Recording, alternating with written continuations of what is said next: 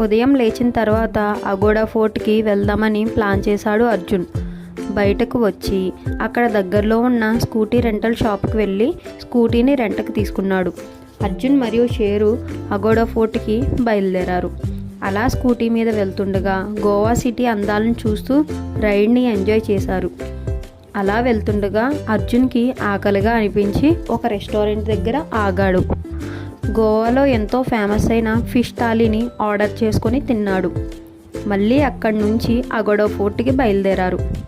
దారి మధ్యలో కొండ ఎక్కుతూ సముద్రపు వ్యూని చూసి ఎంతో ఎంజాయ్ చేశారు.